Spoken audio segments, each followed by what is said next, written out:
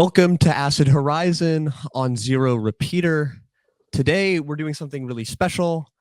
A lot of you already know Bernard Harcourt's work, and a lot of you may remember our discussion about genealogy, critical genealogy, Foucault, and Discipline and Punish that we had in the fall of last year on this very channel. So we're going to welcome Bernard Harcourt, but instead, rather than talking about the methodology of Michel Foucault, we're going to actually talk about Harcourt's own work, which is very exciting. So for those who don't know who Bernard Harcourt is, he's a critical theorist that works at Columbia Law School in New York City, of course, and he works with EHESS in Paris as well. But for those of us who spend more time in front of our computers than we would like to, you probably know Bernard Harcourt as the guy who introduces speakers at the 1313 series on everything from abolition, democracy to insurrection. So Bernard Harcourt recently published Critique and Praxis, but is back after the pandemic with another book, Coöperism, a Political, Economic, and Social Theory out from Columbia Press, I believe. So it's very exciting to have Bernard Harcourt back on the show. Thank you so much, Professor Harcourt. Thank you, Will and Craig and Adam. Thanks so much for having me. So Critique and Praxis is a book, but it's kind of close to a tome. It's a massive undertaking of a huge historical problem that has been the fundamental question from Schopenhauer to Marx to the Frankfurt School, frankly. So that was a text that engaged really with the history of philosophy and the history of resistance in a pretty dense and meaningful way. But there's a tonal shift that I think has been is notable from the introduction of cooperation that sort of posits itself in the position of both a historiography of this notion of cooperation and also a political prescriptivism, which might be something that's, outside of some passages in Against Prediction, is kind of new to your theoretical wheelhouse. So what pushed you in this direction, or at least this register of authorship for political theory? Yeah, thanks, Will. You're right. There is a bit of a shift, perhaps, in tone. In part, I've always thought of this book on cooperation as a different ending for Critique and Praxis. And I originally wanted to title this, Critique and Praxis Volume 2. Because, in a way, it picks up at the end. It picks up on the praxis question. In the preface to Cooperation, I kind of say, look, it's we understand the crises. We understand, I think, the questions of critique, but really what we desperately need is to focus on the praxis.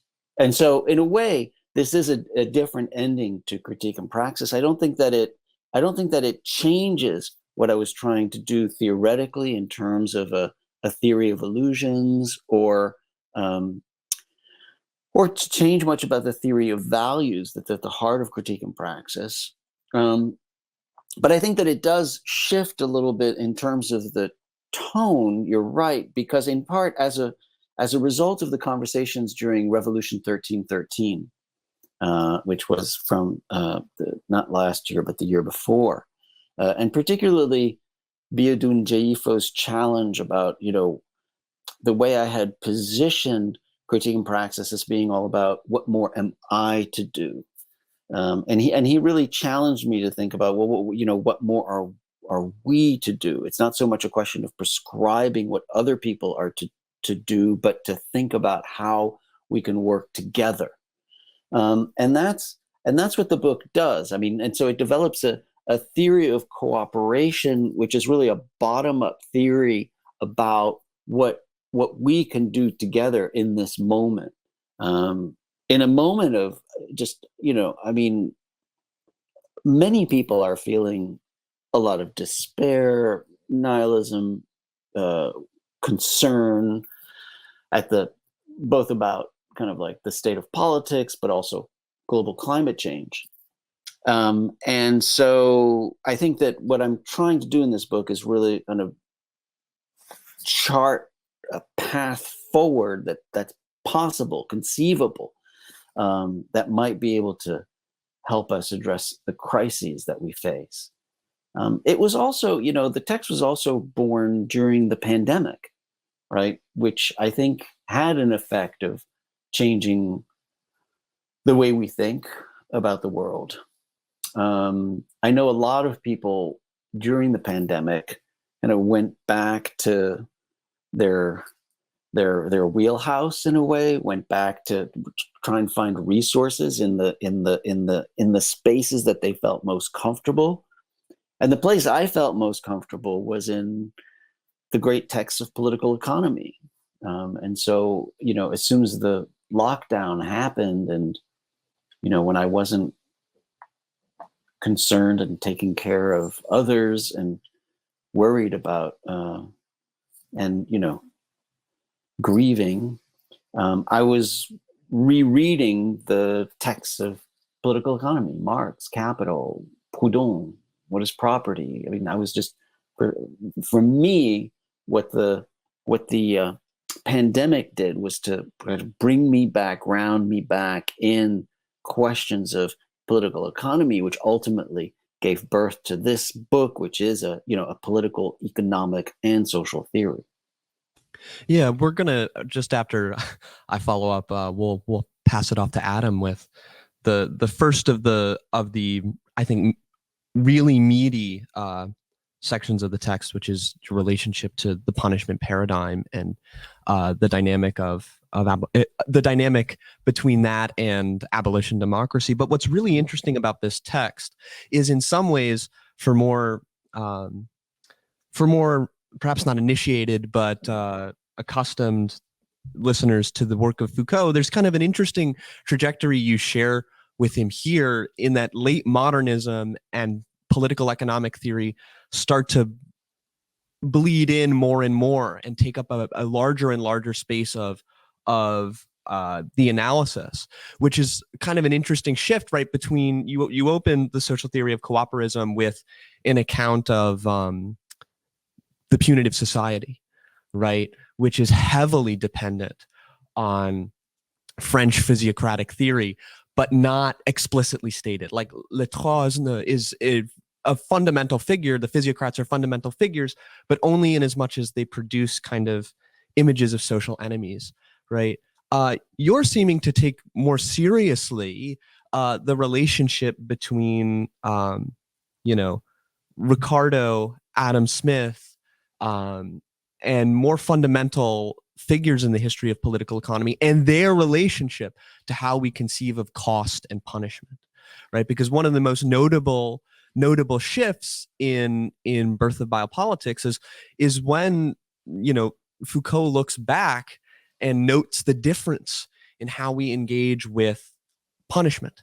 The shift is now to a question of economic calculation, not predicated just on a passage of time, right? An interaction between a transgressor, the state, the Commonwealth, where the currency is time, but in fact it becomes a space of prediction, right, and of existential cost to the security of the milieu.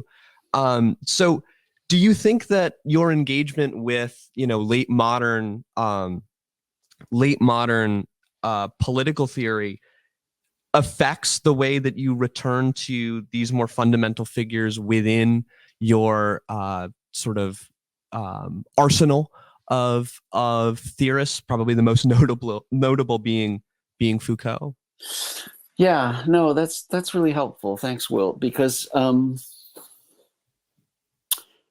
what I this work also builds on earlier work under the title of The Illusion of Free Markets, which tried to make the link between the physiocrats and notions of natural order from the 18th century and political economy, which is not often made. And so I'm glad you kind of put your finger on that, because it was so important to that work. And I think it grounds this work as well. In other words, trying to understand the way in which, and the tensions between theories, political economic theories of natural order that gravitate towards notions of spontaneous order in the 20th century, obviously with Hayek, and notions of free markets, and how those are in such a tense relationship with the punitiveness of the state, and how they were kind of imbricated, right? These ideas of, on the one hand, the state plays no role because of the orderliness of economic exchange, whereas at the same time, it's the same state that is engaged in these kind of excessive punitive forms throughout, and creating, the panopticism that Foucault focused on in the 19th century France context, but that we see in the United States, this mixture of kind of free markets that are then kind of embedded within racialized mass incarceration in this country, and probably the largest punitive apparatus that we've ever seen exist. So the link is there. The link is in the foundations of the move towards cooperation. But I think that in this book, it produces two things that need to be conjoined. Two of the three, and it's the economic and the social theory. So the economic theory of coöperism needs to be tied to a social theory that replaces the punitive paradigm with a cooperation paradigm. And I think that one of the things that's probably missing in a lot of theory of cooperation is that link. And that's why I think it's so important to have a kind of three-dimensional theory of cooperation. But it's essential that there be not only a economic component, worker cooperatives, self-government, self-determination, and democratic self-governance within the workplace, within all of these other spaces, but at the same time as having that essential economic component, there has to be the social component that displaces the punishment paradigm. And, we have notions of mutual aid often kind of goes through these different spaces. But sometimes the problem is that notions of mutual aid don't sufficiently have their own autonomous economic theory with them. And then in the economic context, or in the social context, are often, but not necessarily, tied to an abolitionist view on punishment, trying to get rid of the punishment paradigm. So that's really helpful. But what it kind of, in this particular work, it articulates along these kind of parallel tracks or dimensions that are necessary to the full-blown theory of what I call coöperism.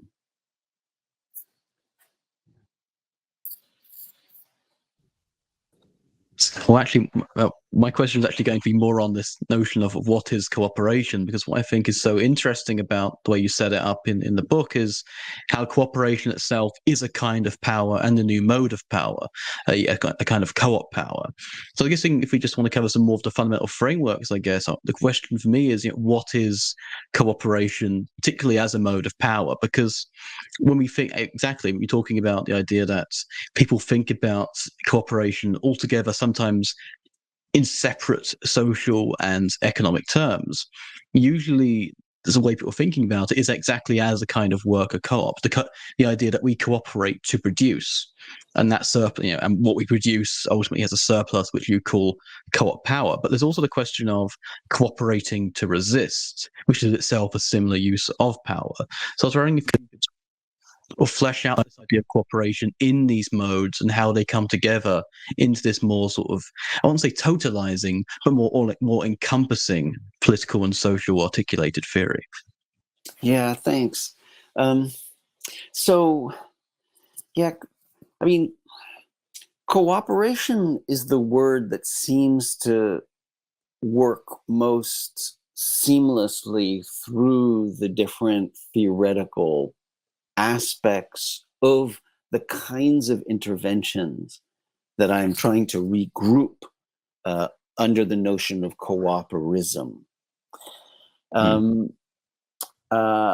Although I think, in a way, and underlying your question is the problem that the word cooperation itself can mean a lot of different things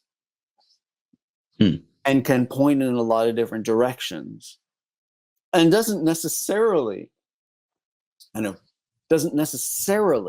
within itself, the notion of cooperating or cooperation doesn't necessarily point in the direction of a theory of coöperism that I'm trying to develop here.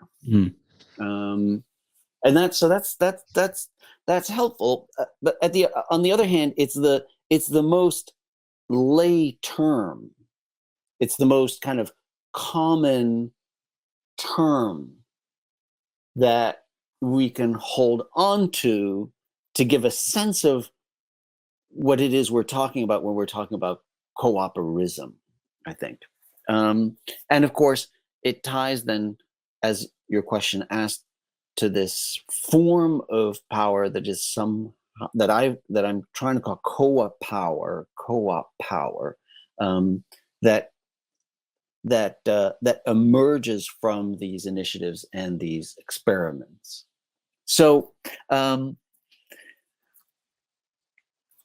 what is, I think, most distinctive of the notion of cooperation that I'm trying to center in coöperism is some conception of democratic self-governance and self-determination within facets of our lives that tend not to be governed by democratic decision-making or by working together. And that of course is, the employment context or the work context is a place where we rarely kind of highlight or value democratic self-determination, right? So, but that's true also as well in our living conditions, our residences, where we live, how we kind of live in relationship to our neighbors and others, how we sustain ourselves, where we shop and do our groceries and things like that, right? So I think that at the heart of the notion of cooperation that is in coöperism is the idea of trying to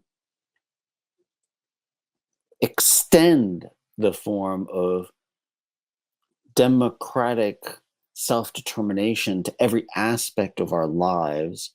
And it's in that way also that that generates particular forms of power, co-op power, that can be extremely productive. But at the same time, it also places some limits on what we mean by democratic.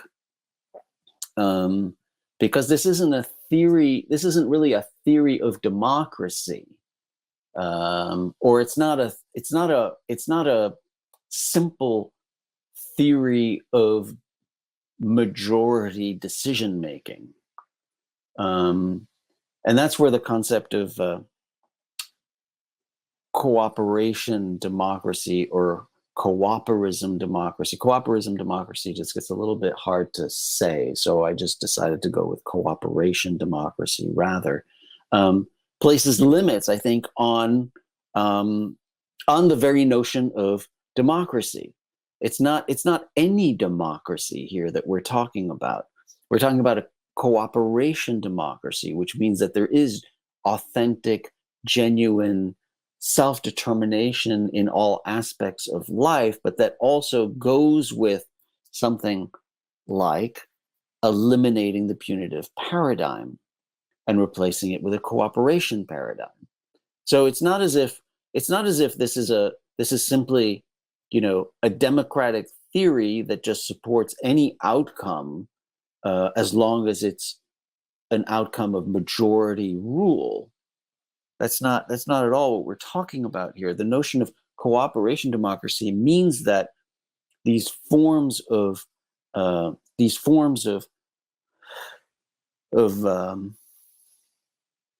self-governance need to be at the heart of the regime of coöperism and tied to certain outcomes as well, right? If we were to remain with a punitive paradigm at the end of these forms of increased coöperism, I don't think that we would have achieved what we were trying to get at.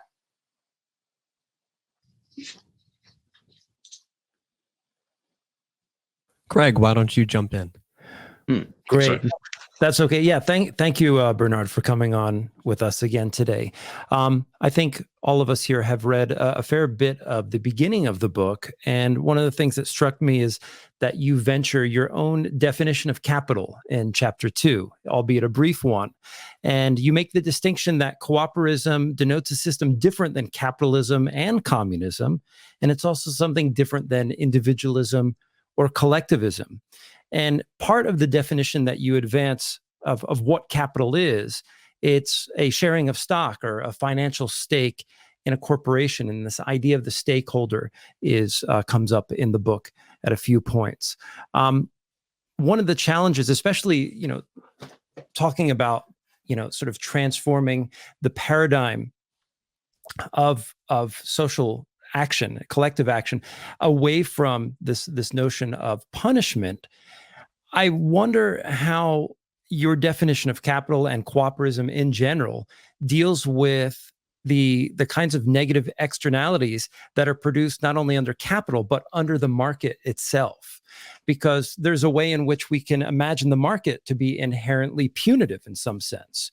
But beyond that, I think of like Deleuze and Guattari's notion of anti-production, maybe as another way to say negative externality.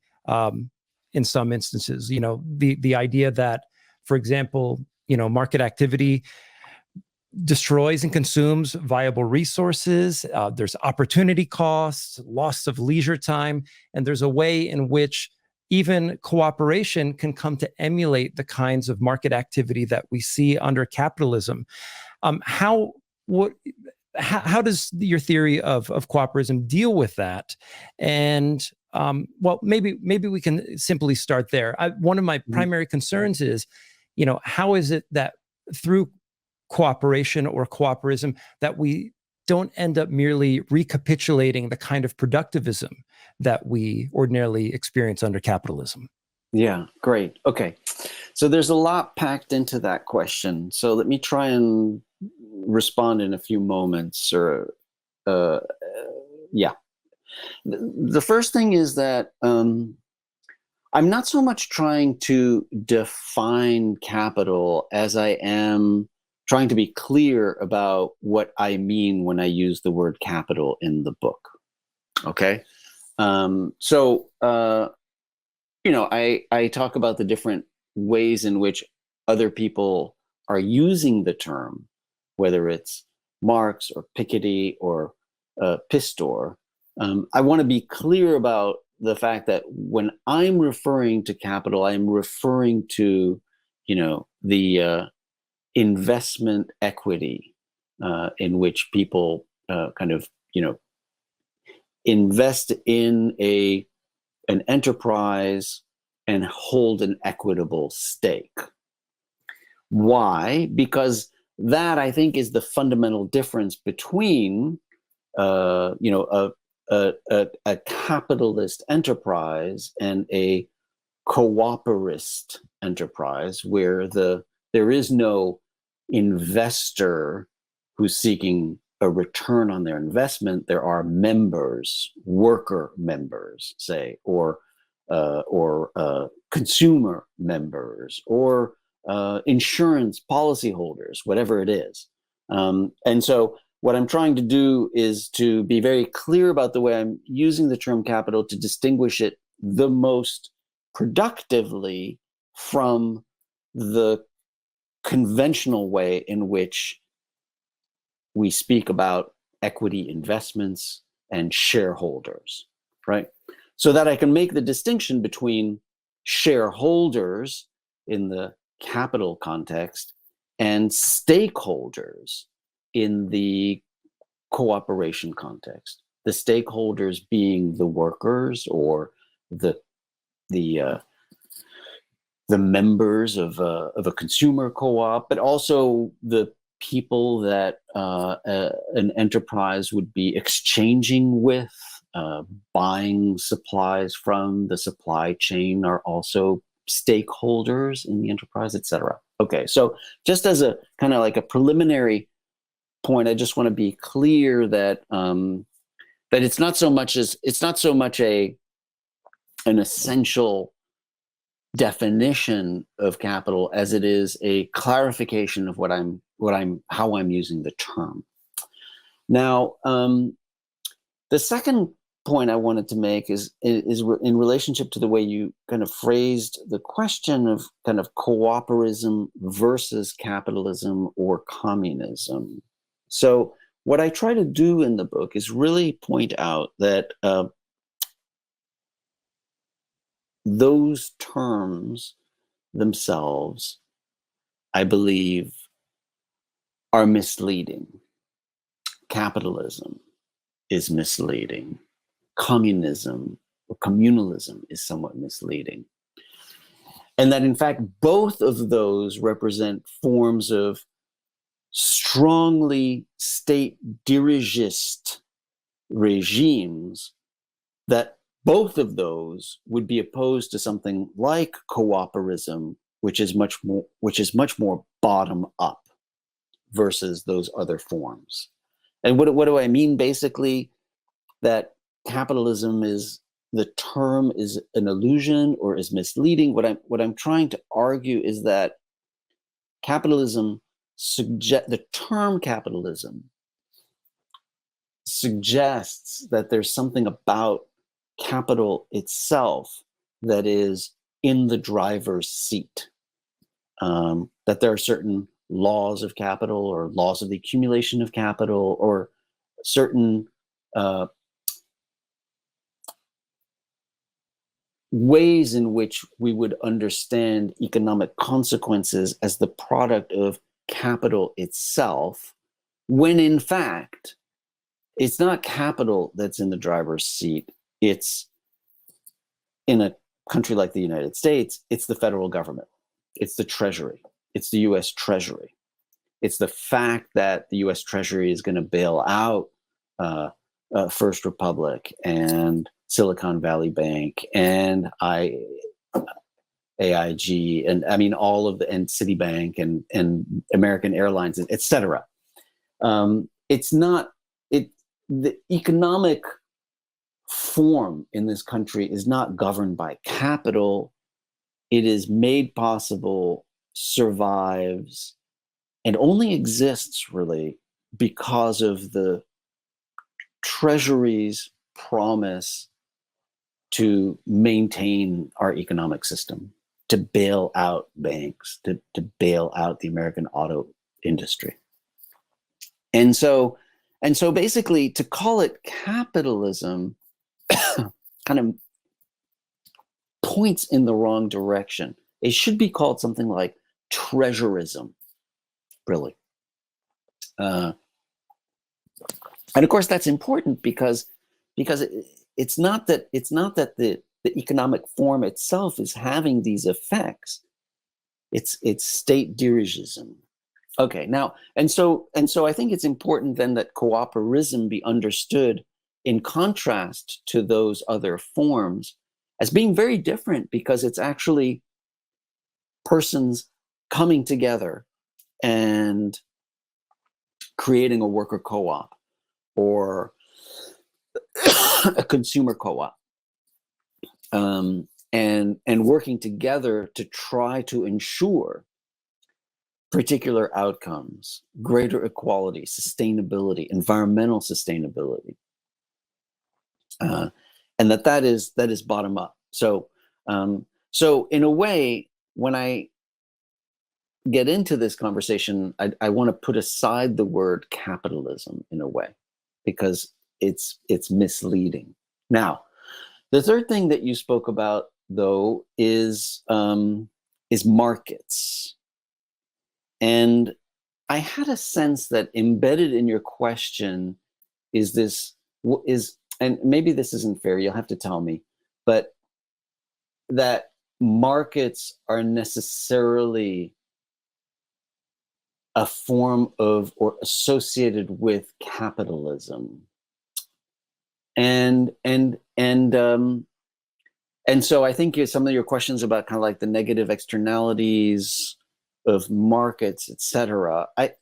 I would want to say that actually markets are just regulated forms of exchange, and that you can't escape regulated forms of exchange.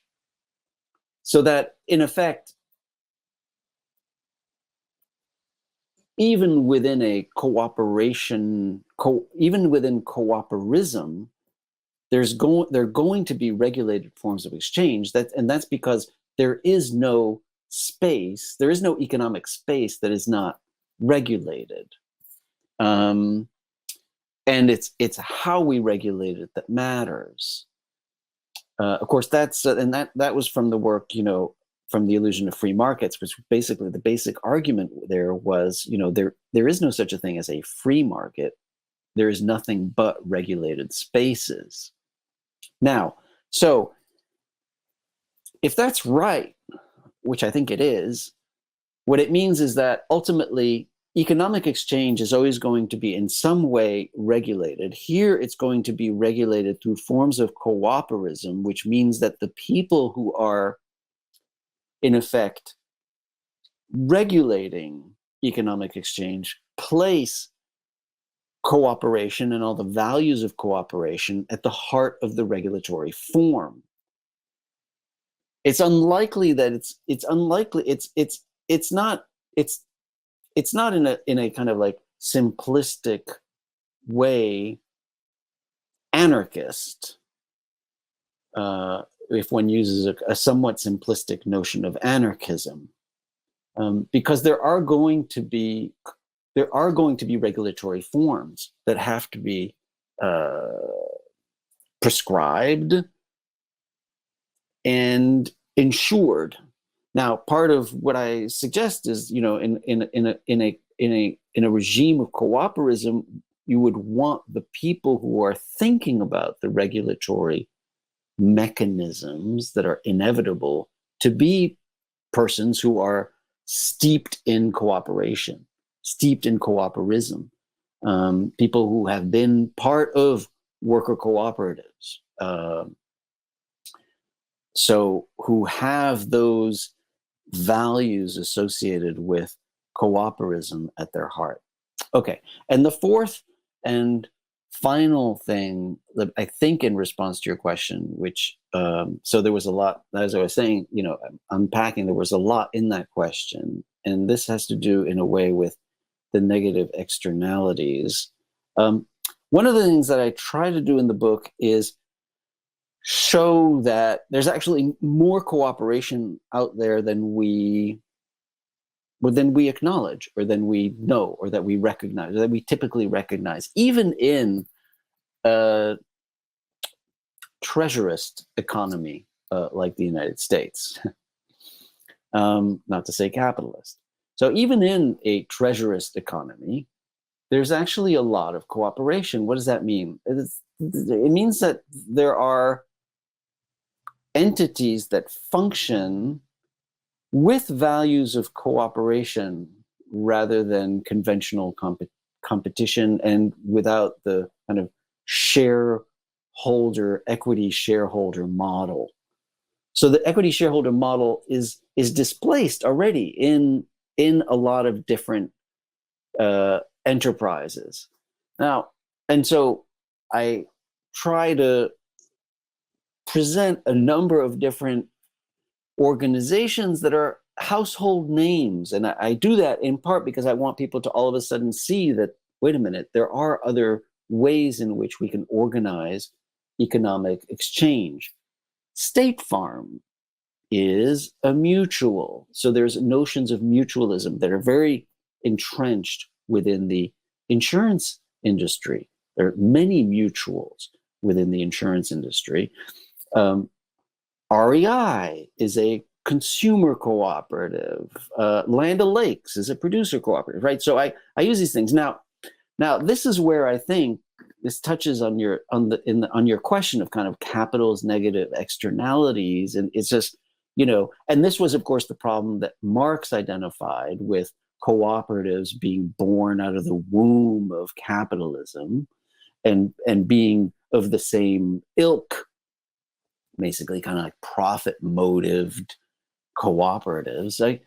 Here, what I want to suggest is, yes, look, these might not be the models for what we have in mind for a regime of coöperism. But just note that, first of all, these entities exist and they seem to be sustainable and survive. And they do have a different, structure, in the sense that there aren't shareholders, and it's not about return on investment. It's not shareholders investing in these corporations and trying to get maximum extraction on their capital, right? And even though they might not be ideal, and they certainly aren't, and even though they engage in problematic conduct, and there's been problems with struggles against unionization within REI, etc. And even though there remains at times often a kind of a profit motive that is problematic, they have a structure that is the kind of structure that would allow for democratic self-determination, that would allow for much greater equality within the enterprise. And so I'm not trying to suggest that those are the kind of enterprises that one would want in a coöperism regime. But I am trying to suggest that, look, they have a different structure. And so we need to realize that actually there are ways of doing this, even within our present treasurist economy. And then, of course, you look at a worker cooperative, and for instance, Mondragon, of course, is what people always talk about because it's huge and it's an industrial cooperative. It's the 7th largest industrial group in Spain. So people like to look at the consortium of cooperatives. But when you look at a place like that, and most of the collectives have these requirements that the ratio of highest to lowest paid workers is actually it has to be 4.5 to 1, which is an extremely low by comparison to a country like the United States today, or most late modern post-industrial countries, right, which have ratios. I mean, the U.S. ratio is somewhere around 670, I think, to 1, and of course, in large entities, it can go up into the thousands to one. But these are maybe they're not, these are not ideal examples, but they have a different structure. They have a structure that would allow for democratic self-governance, and they have particular results that are worth attending to, such as strikingly reduced salary ratios, right? Now, definitely there are going to be negative externalities with some of these, particularly those that are really, forms of cooperation that actually are masked, profit-driven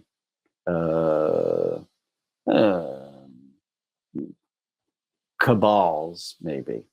But I think that what we should do is look at these as kind of examples of a different structure, the existence of another structure, and also as promising a way forward for coöperism. Well, if you don't mind, I'll just ask a follow-up and maybe just narrow the scope of my question and concern.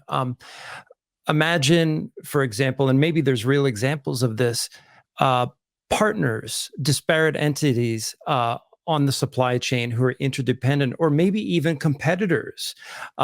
If any of these parties were invested in a notion of cooperation or your coöperism, how would they go about, for example, establishing a culture and maybe even in a kind of local economy centered around those principles? Like, and here I'm thinking about like practical actions, organizing unions. Like, what do you see, in the abstract as being some strategies, or has there been some real action in that respect?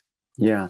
So, I think people have been working on notions of solidarity economies, which is pretty widespread now, at least in action and in thought. And I think part of thinking through solidarity economies is finding ways to bridge some of those conflicts, maybe. Finding and to keep in mind that the goal here is not profit maximizing or extraction or kind of eliminating others, but finding sustainable ways of existing, and not only sustainable in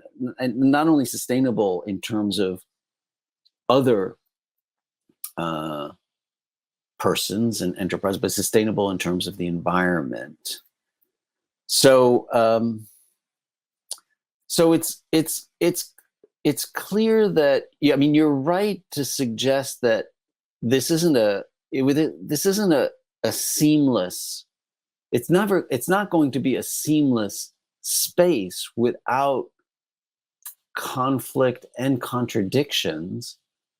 The question is how to address those conflicts and contradictions, and whether there's a way to try to coexist while sharing those values that are the fundamental values of cooperatives and cooperation, right? And so we have regulatory mechanisms that do that in some countries.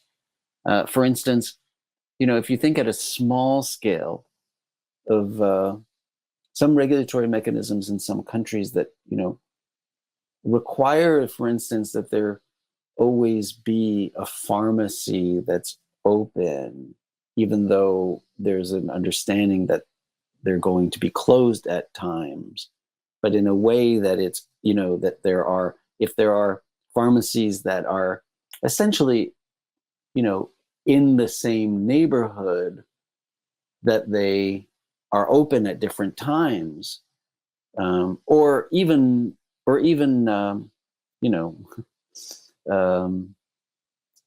bakeries, right?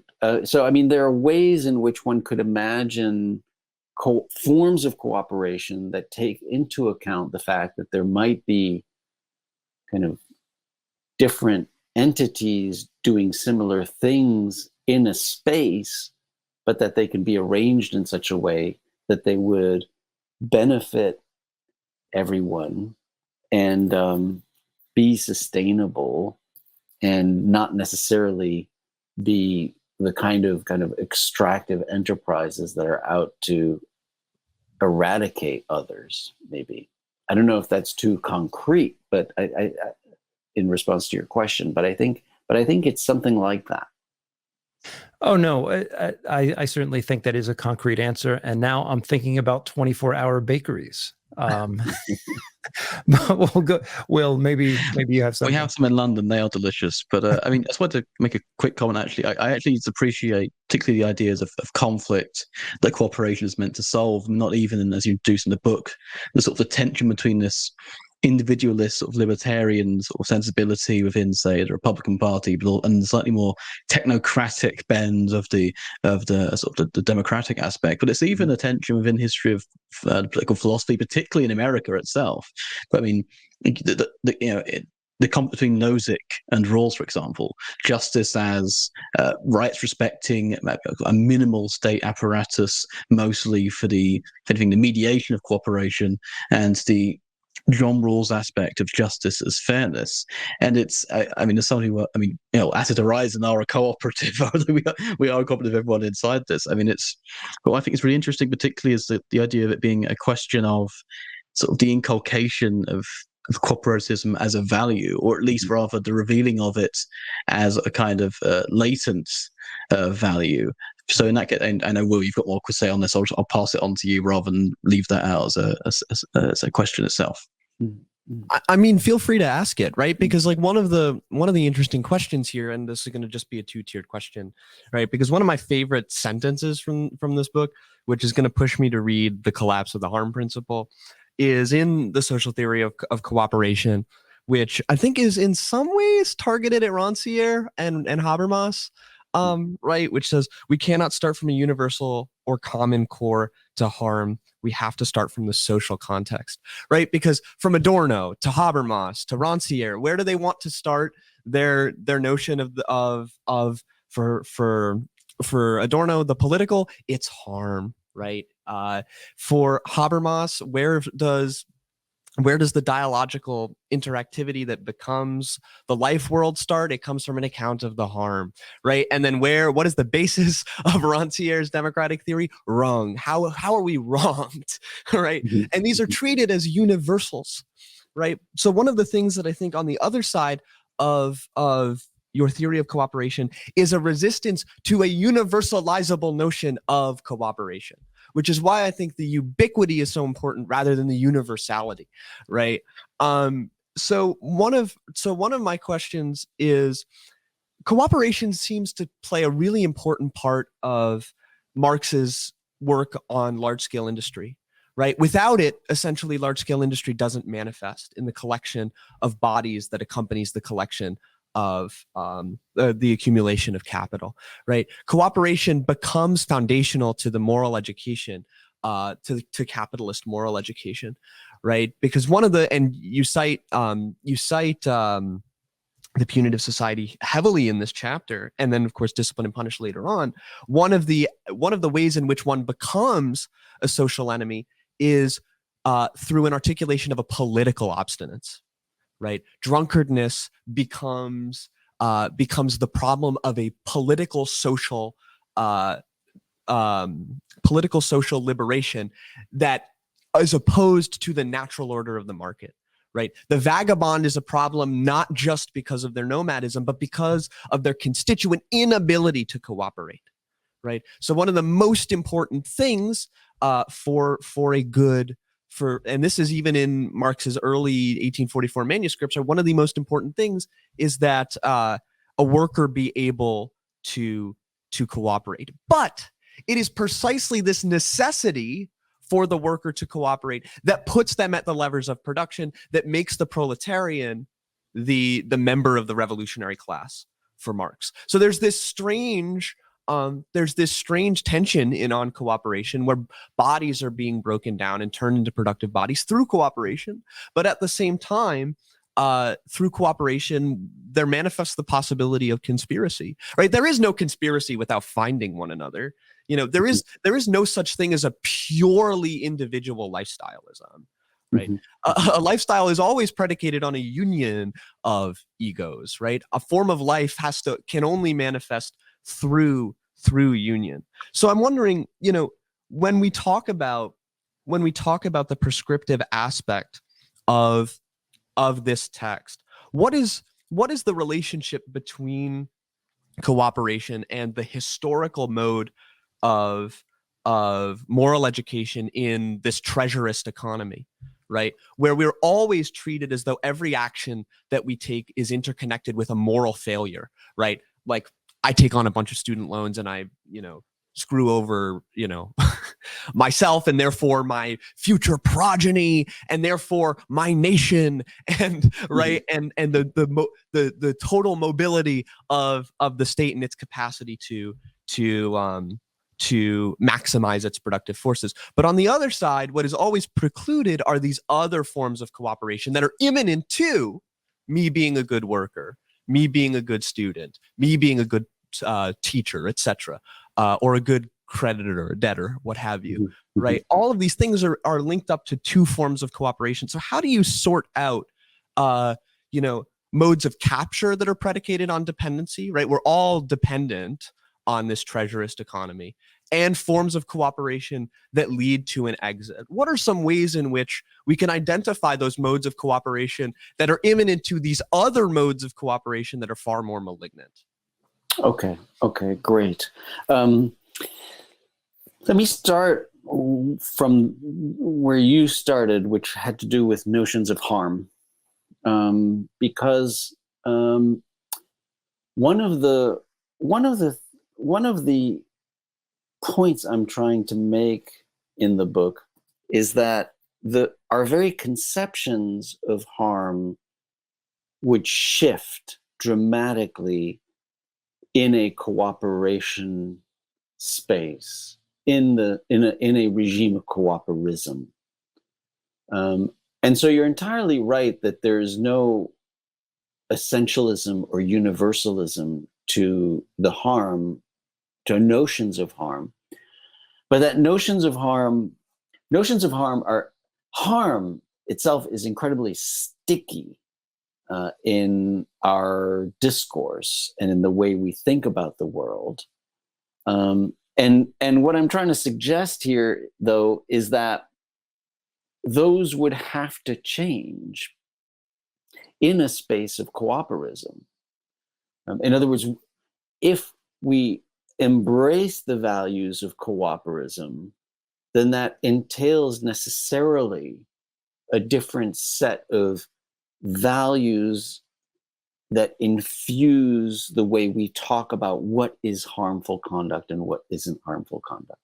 Which is why, in part, that grounds the discussion about displacing the punitive paradigm, because so much of the justification for the punitive paradigm are particular understandings of harm that are connected to private property, for instance, right? So on that score, I think I agree with what you were suggesting, and feel very much that transformation of harm is essential to the production of a regime of coöperism. Now that then takes us to your second question and your second point, which in a way, I think it raises questions about the dark side of cooperation, or the way in which cooperation can also be exploited in particular contexts. And I have no doubt that is true. I have no doubt that it is true that in an extractive economy, we are going to, that an extractive economy depends in part on making people feel as if they need to be cooperative, right? Or that the lack of cooperation is a form of disorderliness or delinquence, or and is, in that sense, justifies forms of punishment. So I think that it's definitely true that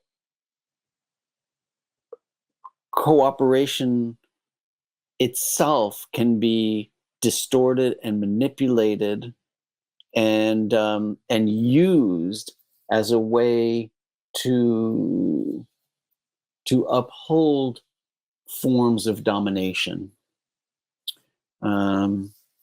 Yeah. So then the question becomes, how do we think about cooperation in relationship to what you refer to as moral education, right? Or is moral education a part of this idea of coöperism? And I certainly think that it is. I'm not sure I like the term moral education, in part because of its dark potentialities. But I would say that that we are talking about values, and this goes back to Critique and Praxis, and to the second part of Critique and Praxis, which is a radical theory of values. And I mean, if coöperism does depend on values and I try to talk a lot about the principles of cooperatives and the values of cooperatives that have developed over centuries. This isn't new, and these aren't my ideas of what the values and principles of cooperatives are. These have been established over a long course of people trying to think about cooperation. I have no doubt that those values and principles require, if not inculcation, at least, well, some form of education, some form of appreciation, some form of sharing, some discussion, Because the commitment. Go ahead.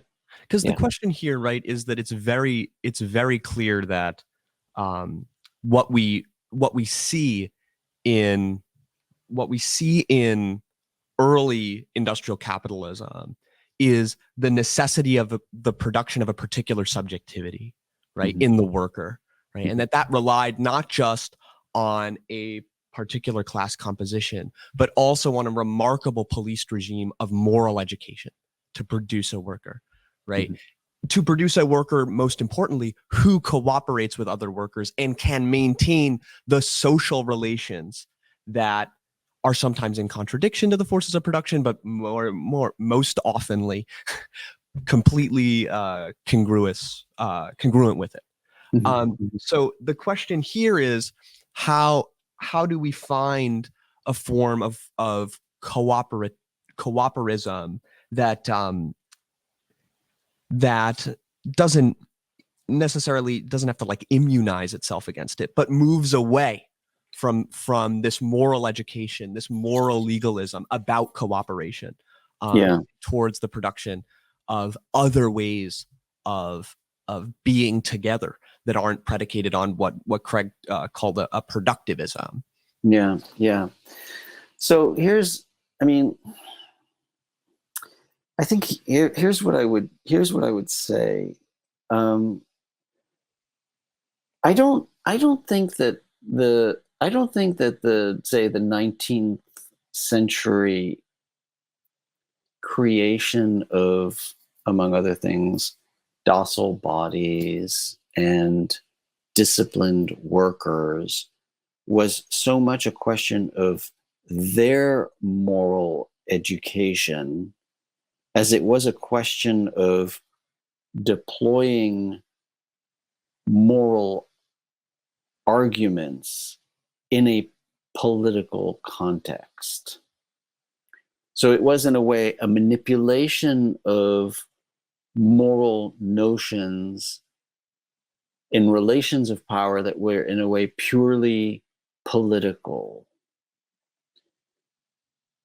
And it wasn't really a question of morally educating the factory worker, but it was a question of using morality within discourse as a way to dominate a class.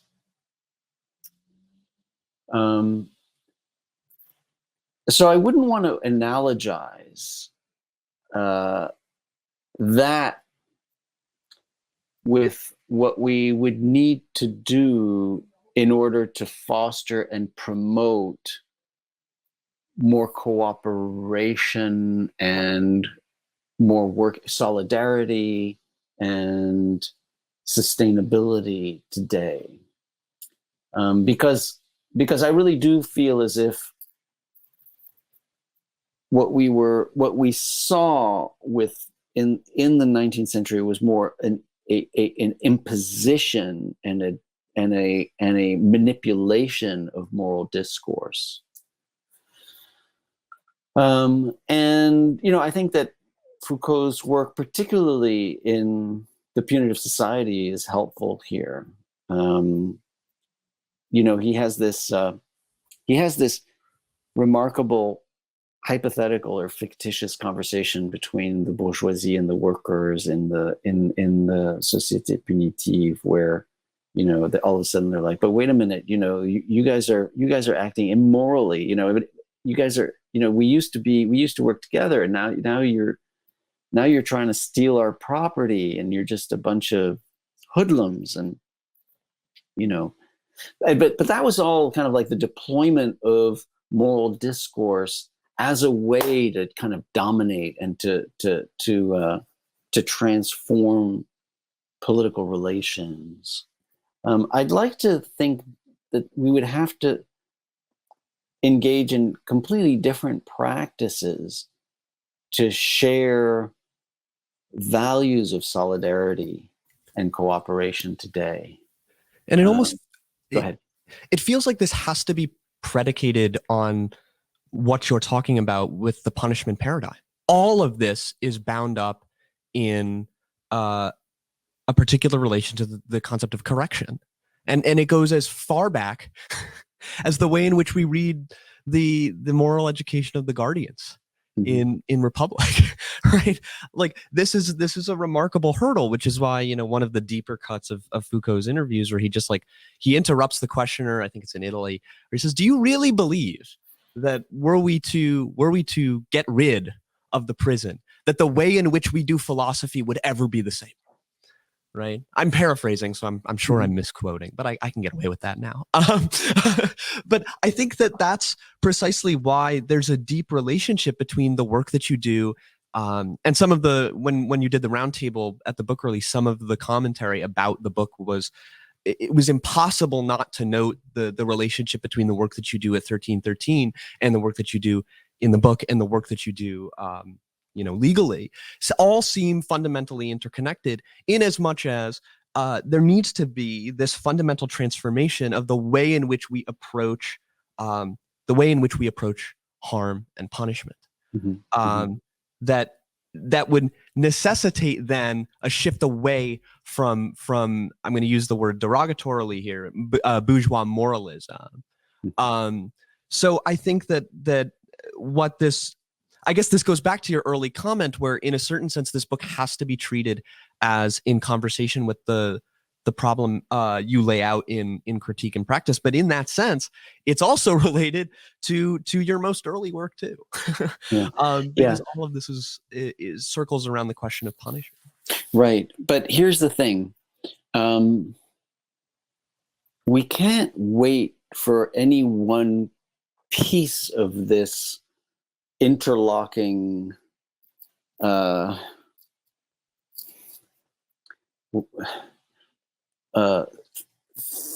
critical praxis to happen.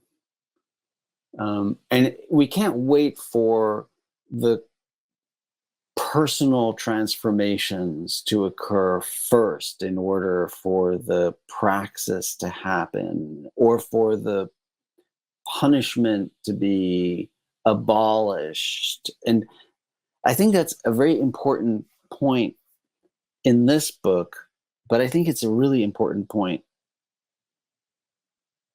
overall, particularly in progressive spaces, is that, we speak of individual transformation, or we speak of psychological, practices of the self, transformations of the self. And the point is, you can't, it's not as if, it's like you have to be on all gears all the time.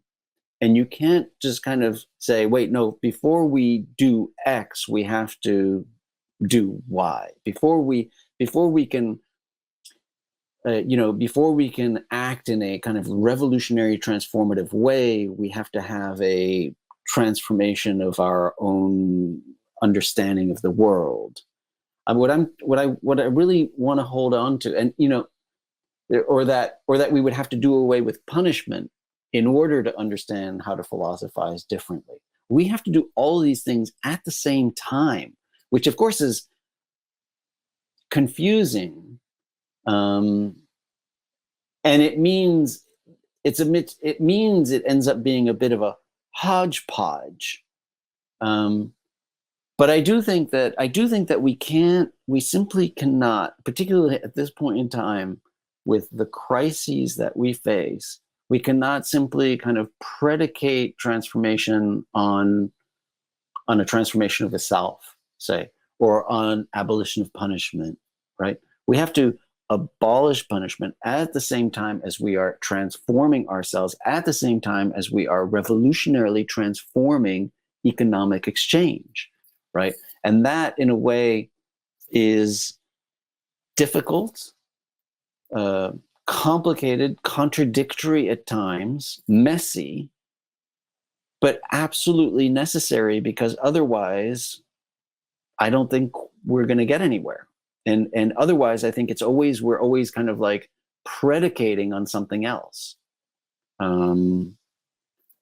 which is incredibly frustrating, because if indeed we need to transform through practices of the self first before we're going to get anywhere, well, that's just going to take too much time. We don't have that time. So in a way, we need to be doing all of these things at once. We need to be trying to eliminate punishment through juridical interventions, at the same time as we are trying to set up coöperism as an economic system, at the same time as we are trying to transform ourselves through practices of the self, through what you might want to call moral education. I mean, under that rubric, but it would probably be about conversations like this, rather than, some kind of a dogmatic moral education that would result in transformation. But yeah, conversations like this at the same time as creating cooperative spaces like this. I can't think of a better way to close out a discussion. And it's also, I can't think of a better time to make this comment. It's why you work, operate, write in so many different registers, right, all at once. So again, cooperation, a political, economic, and social theory from Columbia. Thank you so much for joining us again. It's always a pleasure. We're going to continue to pester you for your time when you're generous enough to give it to us. But again, Bernard Harcourt, it's always a pleasure. Thank you so much, Will, Greg, Adam. I really appreciate it. Thank you. We appreciate your support of the imprint and the channel.